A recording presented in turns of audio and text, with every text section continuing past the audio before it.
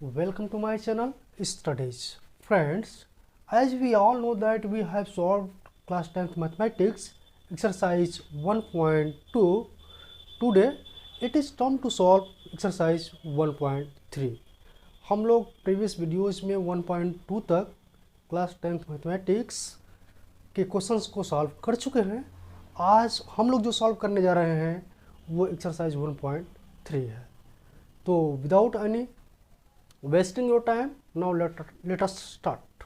आइए शुरू करते हैं इसको। तो क्वेश्चन नंबर फर्स्ट क्या है? क्वेश्चन नंबर फर्स्ट है कि prove that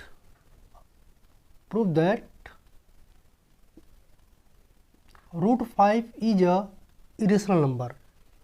and I hope, ये मुझे उम्मीद है कि आप लोग रेशनल नंबर और इरेशनल नंबर को अच्छी तरीके से जानते होंगे कि रेशनल नंबर क्या होता है और इरेशनल नंबर क्या होता है। अगर आप नहीं जानते तो आप हमारे वीडियो में जाके देख सकते हैं, उसमें क्लियर किया गया है कि रेशनल क्या होता है और इरेशनल क्या होता है। वहाँ पर यह बताया गया है कि रेशनल होता क्या है और इरेशनल क्या होता है। लेकिन यहाँ पे ये है कि यदि ये इरेशनल है तो कैसे, how can you prove that it is a irrational number. तो इसके लिए हमारे पास किसी चीज़ को प्रूव करने के लिए 3-4 मेथड होते हैं, और इस मैथ में जो मेथड दिया हुआ है, या हम ये कहें कि जो हम अप्लाई करने जा रहे हैं वो ये है कंट्रोवर्सी मेथड। कंट्रोवर्सी मेथड में हम किसी चीज़ को जस्ट अपोजिट मानते हैं और मान के ये सॉल्व करने की कोशिश करते हैं, बताने की कोशिश करते हैं कि देखिए मैंने ये माना था लेकिन ये चीज़ है नहीं। सपोज दैट कि अगर कोई कहे कि आप ये प्रूव करो कि ये पेन है, तो हम ये मान के चलेंगे कि मान लो चलो अच्छा पेन नहीं है। फिर इसके बाद पेन अगर नहीं है तो पेन नहीं की प्रॉपर्टी को पूरा दिखाएंगे और उसके प्रॉपर्टी को मैच कराते हुए ये दिखाएंगे कि हाँ देखो ये लिख सकता है इसलिए ये पेन है। ठीक उसी तरीके से हम क्या करने जा रहे हैं, हम प्रूव करने जा रहे हैं ये मान के कि चलो अच्छा ये इरेशनल नहीं है तो रेशनल है। तो लेट एज्यूम दैट, सॉल्व कर लेंगे। तो सॉल्व करने में लिखेंगे let assume that, let us assume that root 5 is a rational number.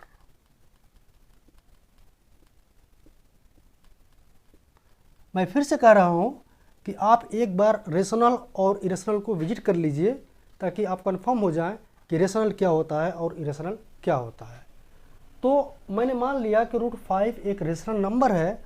अगर कोई रेशनल नंबर है चाहे वो किसी फॉर्मेट में हो तो it can be brought into the form of P upon Q। तो जाहिर सी बात है कि हमने अगर मान लिया कि रूट 5 रेशनल नंबर है तो root 5 is equal to P upon Q can be written as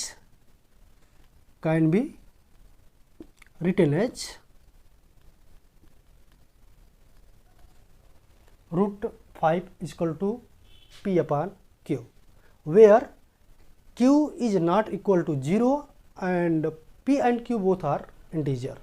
जहाँ पे Q की वैल्यू 0 नहीं होगी, P और Q दोनों पूर्णांक होंगे। तो अगर ऐसा है, हमने रेशनल मारा तो इसके बराबर तो लिख ही सकते हैं क्योंकि डिफिनीशन ही ऐसा है इसका रेशनल नंबर का कि P अपॉन Q के फॉर्म में लिखा जा सकता है। P और Q दोनों पूर्णांक होंगे और Q की वैल्यू 0 नहीं होगी। लेकिन ये जो P अपॉन Q के फॉर्म में लिखा गया है, सपोज दैट ये कोई भी वैल्यू हो सकता है, 5 अपॉन 10 हो सकता है या 3 अपॉन 7 हो सकता है, कुछ भी हो सकता है। तो यहाँ दो केस होते हैं, क्या वो रिड्यूस्ड फॉर्म में है या नहीं। जैसे 5 अपॉन 10 इसे रिड्यूस किया जा सकता है, तो रिड्यूस तभी होता है जब दोनों में कोई कॉमन हो। तो इन दोनों में कॉमन 5 है, तो 5 1 जा 5, 5 2 जा 10। अब ये रिड्यूस हो गया। अब यहाँ पर 1 के अलावा और कोई कॉमन नहीं है, जबकि ये ऑलरेडी रिड्यूस्ड है, इसमें कोई कॉमन नहीं है और इसमें आप ये 1 के अलावा कोई कॉमन नहीं है और इसे आप रिड्यूस नहीं कर सकते। लेकिन यहाँ पर हमें डाउट है कि P अपॉन Q जो है इस फॉर्मेट में है कि इस फॉर्मेट में है। तो चलो अगर रिड्यूस फॉर्म में तो कोई प्रॉब्लम नहीं है, लेकिन रिड्यूस फॉर्म में अगर नहीं होगा तो हम कोई एक कॉमन वैल्यू लेकर इसको रिड्यूस कर देते हैं। सपोज दैट कोई के वैल्यू कॉमन है, के से हमने इसको डिवाइड किया तो हमें मिल गया a/b। ओके, अब ये रिड्यूस्ड फॉर्म में हो गया। इसका मतलब ये हुआ कि अब a और b में कोई भी कॉमन नंबर नहीं है। ओके, इसमें और इसमें कोई भी कॉमन नंबर नहीं है। नाउ यहाँ पर लिख सकते हैं, now a and b have no common factor। Okay, अब क्या करेंगे कि जब ये इसके इक्वल में लिख सकते हैं तो ये फिर लिखा जा सकता है यहाँ पर कि √5b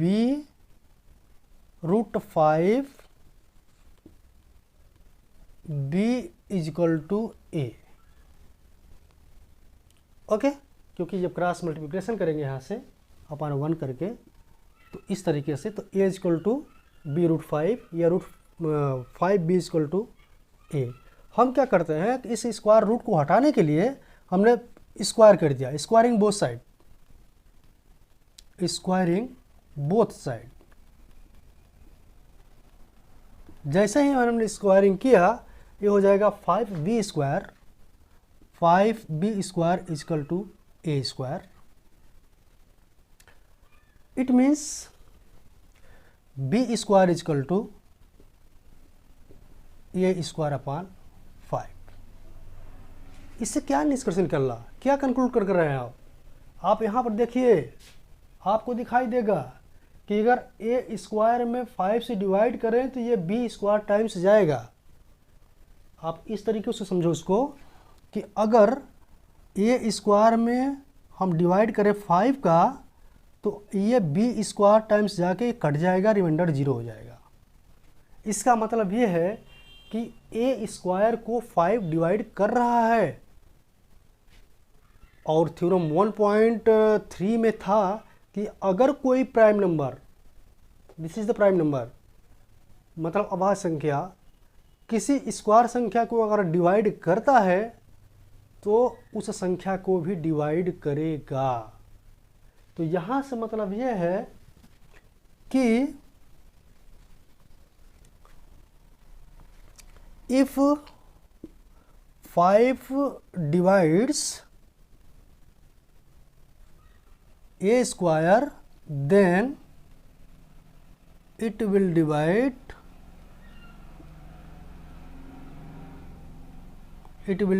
a, यानी a को भी वो डिवाइड करेगा। इसका मतलब ये हुआ कि ये जो नंबर है उसमें वो अगर 5 से डिवाइड हो रहा है तो a को अगर हम प्राइम फैक्टराइजेशन करें तो उसमें 5 जरूर होगा। यानी कुछ ऐसा होगा 5 इंटू c या 5 इंटू k, जिसमें एक फैक्टर एट लीस्ट 5 तो होगा ही, क्योंकि जब 5 से डिवाइड करेंगे तभी जाके कटेगा। इसका मतलब ये हुआ कि a का एक फैक्टर 5 है और दूसरा कोई भी कुछ हो सकता है। यानी a इक्वल टू लिख सकते हैं हम 5c। जब यहाँ पर हमने 5c लिखा तो यहाँ पर देखिए, क्योंकि ये यहाँ से आप यहाँ पे हमें इक्वेशन बनाना चाहिए था, इसके बाद इसको सॉल्व करना चाहिए था। अगर a इक्वल टू 5c यहाँ पर रखते हैं हम तो क्या होता है, putting a equal to 5c in equation first, जैसे ही रखेंगे ये आपका हो जाएगा 5b square is equal to 25c square. एक स्थान पर रखेंगे 5c, स्क्वायर करेंगे तो 25c स्क्वायर। इट मीन्स यहाँ पर ये देखना है कि जो 5b² upon 25 is equal to c² यानी 5 5 यहाँ पर ये देखिए कि b² को 5 डिवाइड कर रहा है और c² टाइम्स जा रहा है, वही केस जो पहले वाला केस था। यहाँ से ये पता चल रहा है कि b² को 5 डिवाइड कर रहा है, hence it also divide b, यानी 5 b को भी डिवाइड करेगा। लिखेंगे since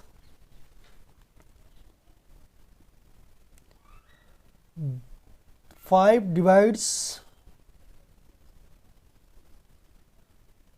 b², hence it will divide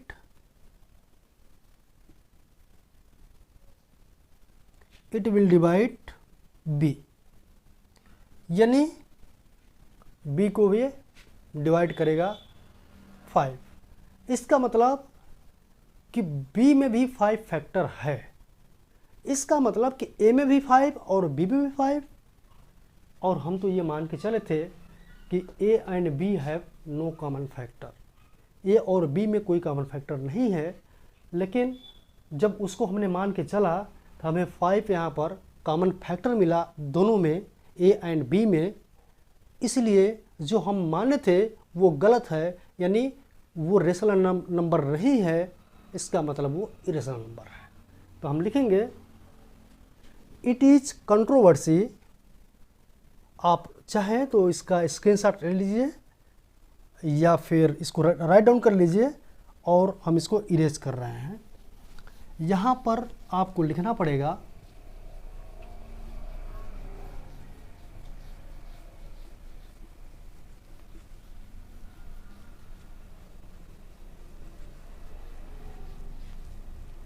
it is controversy, ये विरोधाभास है टू आवर एज्यूम्शंस, हमारे मानने के अकॉर्डिंग जो माने थे हम, that A and B have no common factor.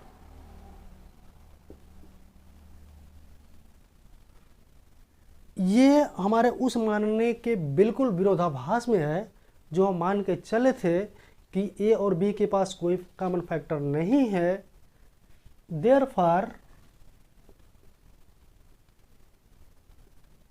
therefore it is an irrational number। तो आप समझ गए होंगे कि how can we prove that √5 is a irrational number. अब आते हैं क्वेश्चन नंबर 2 पे, और क्वेश्चन नंबर 2 को सॉल्व करने की कोशिश करते हैं।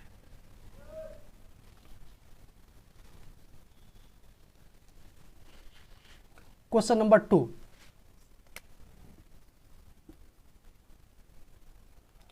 क्वेश्चन नंबर 2 में आपको यह प्रूव करना है कि 3 + 2√5 इज अ इरेशनल नंबर। हम अभी प्रूव किए हैं कि √5 एक इरेशनल नंबर है। अब आपको प्रूव करना है कि 3 + 2√5 is a irrational number. It means it can be written as P/Q। अगर हमें मान लें कि चलिए अच्छा ये रेशनल नंबर है, तो इसे हम P/Q के फॉर्म में लिख सकते हैं, वही मानना पड़ेगा और लिखना पड़ेगा आपको पहले की तरह पूरा। Let's assume that 3 + √5 is a rational number. It is a rational number.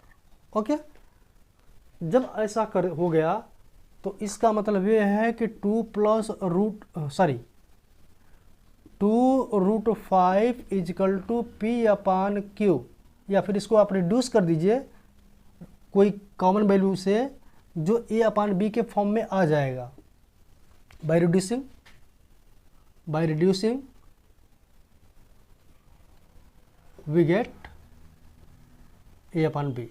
Okay, अब A/B के फॉर्म में आ गया तो A/B ऐसे कर सकते हैं 3 + 2√5 इजकल टू A/B। यानी 2√5 equal to a upon b minus 3 and √5 equal to a upon b minus 3 into 1/2। आप देखिए यहाँ पर हमें मान के चले कि अपान b रेशनल नंबर है, 3 भी रेशनल नंबर है और 1/2 भी रेशनल नंबर है, तो क्या √5 भी रेशनल नंबर है? आप अभी भी प्रूव किए हैं कि √5 is a rational number. It means both side are not equal, therefore 3 plus 2√5 is not a rational number. तो आप लिखेंगे कि since 1/2 a upon b minus 3 is a rational number,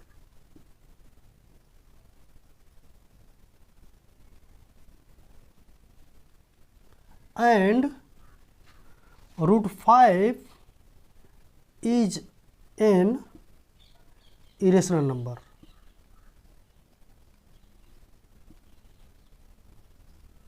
Therefore,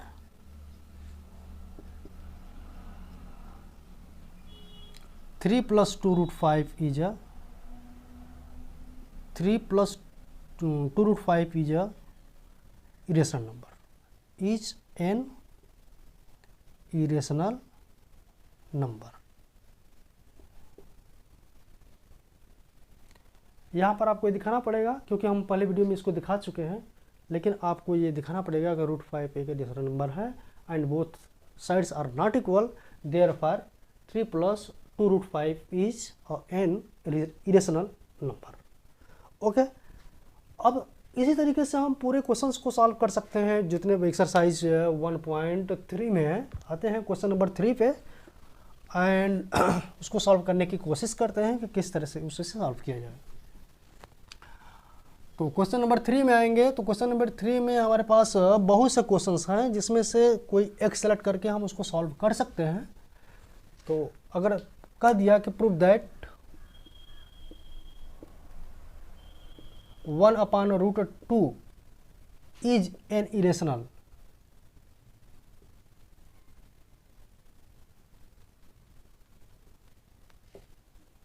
तो हमें कुछ ज़्यादा अब समझाने की जरूरत नहीं है कि क्वेश्चन नंबर 5 पे आप हम क्वेश्चन नंबर फर्स्ट में √5 को किस तरीके से प्रूव करना है ये हम पूरी तरीके से समझा चुके हैं।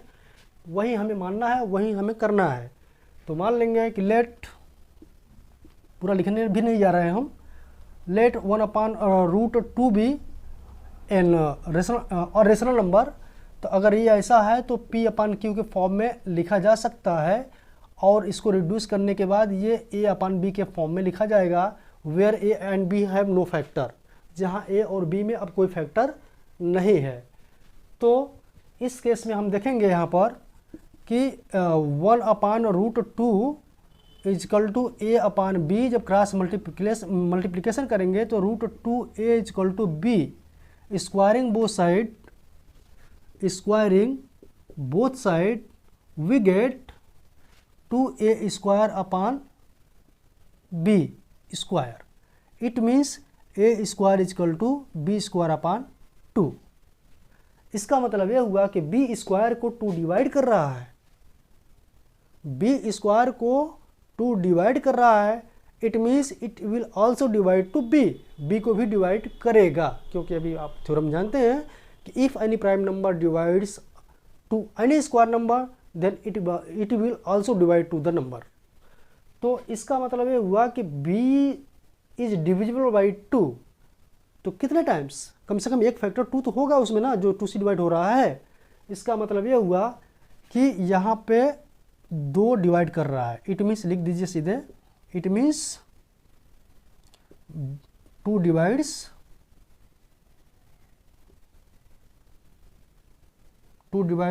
B। इसका मतलब ये है कि जब 2 B से डिवाइड करेगा तो कुछ टाइम्स जाएगा, लेकिन एक फैक्टर उसमें 2 तो जरूर होगा, 2 इंटू के, तभी तो डिवाइड कर पा रहा है। B के अगर फैक्टर निकालें तो उसमें 2 ही होगा, 2 इंटू C/2 होगा, तभी तो डिवाइड कर पा रहा है पूरा। इसका मतलब कि B इक्वल टू 2C रखने पर यहाँ पर B इक्वल टू 2c लिखने पर, putting b is equal to 2c, we get 2a square is equal to 2c square.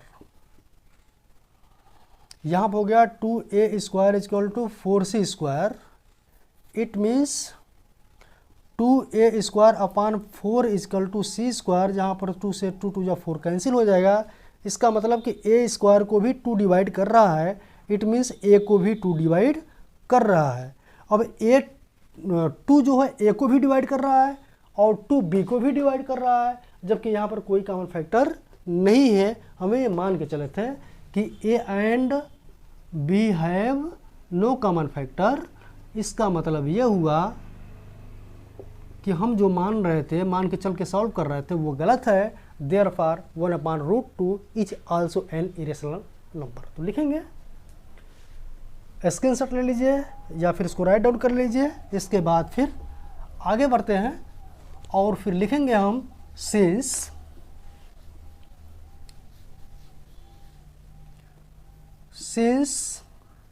A and B have a common factor 2 and it is controversy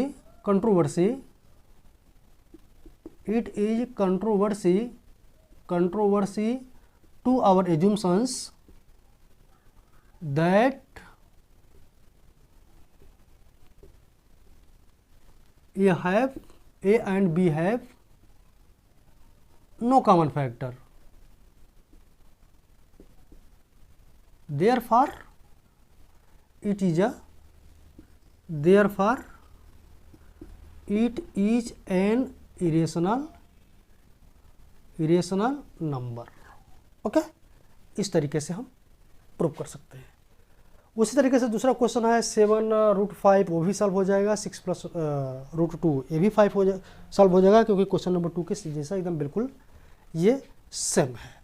तो इस तरीके से हम आज एक्सरसाइज 1.3 को solve किया. एंड आई होप जो remaining questions हैं you can solve by this method. इस तरीके से आप इनको सॉल्व कर सकते हैं.